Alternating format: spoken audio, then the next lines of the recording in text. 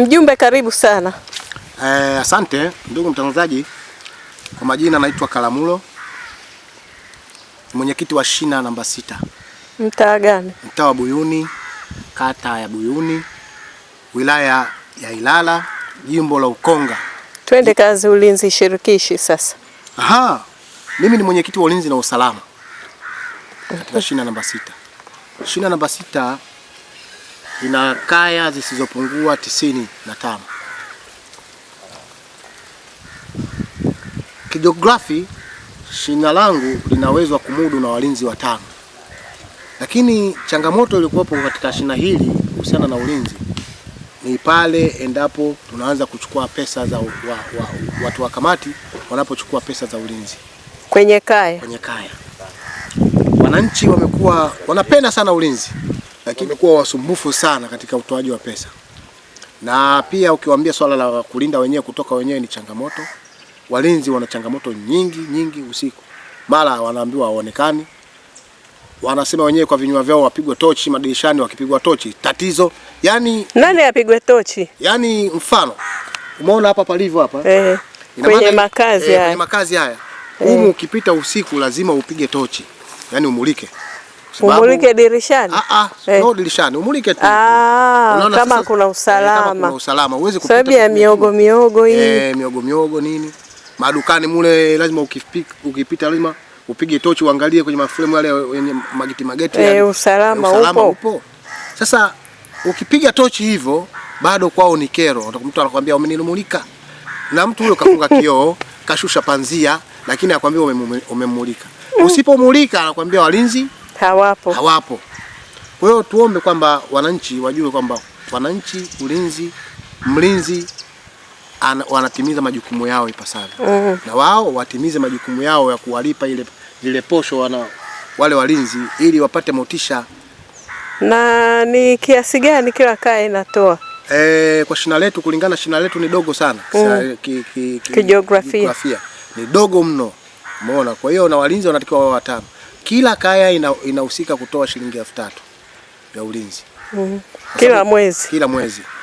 Haijalishi kuna kaya ngapi, lakini kila kaya inahusika kutoa 3000 ya ulinzi. Na bado pia tuna swala la takataka. Takataka kama unavyoona kwetu ni changamoto sana.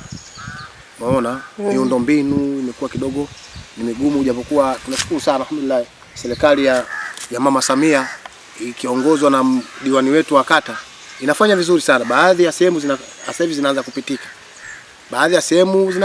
Tunamshukuru Mungu. Na pia tutamkumbusha mheshimiwa mbunge wetu aangalie kwa jicho la huruma. Ikitokea kuna zile fungu la mbunge linaitwaje zile? Mfuko wa jimbo, basi aangalie kata yetu ya Buyuni. Ina changamoto ya barabara. Na tuna uhakika na tuna imani na diwani wetu. Tuna imani na mwenyekiti wetu wa mtaa. Kwanza kabisa kwa majina naitwa Buni Sokola, ndio mjumbe wa serikali ya mtaa wetu wa Buyuni. Mtaa ambao unaongozwa mtaa ambao una wajumbe 10. Mimi labda kwa kifupi tu swala la ulinzi katika mtaa wetu sasa hivi limeamka na lipo vizuri. Hata kidogo ule uhalifu nahisi umepungua. Kwa sababu ulikuwa uhalifu iwe mchana, usiku, wale wafugaji kwa kibwa kuku, madirisha kwa wakatiwa wavu.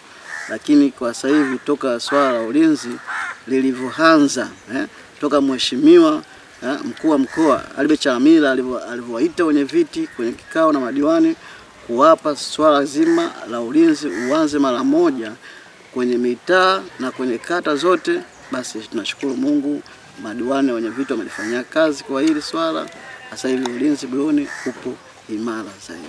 Nini wito wako kwa kaya zinazokuwa ngumu kutoa changizo la 3000 kama alivyozungumza mjumbe hapo?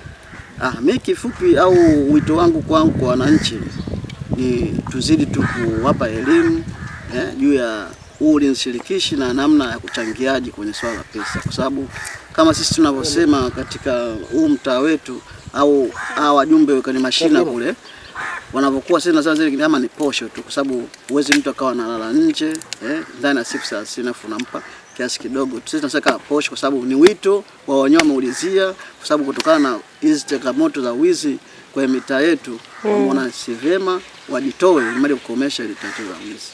Hii changamoto kubwa, jamani, wajitahidi wawasapoti.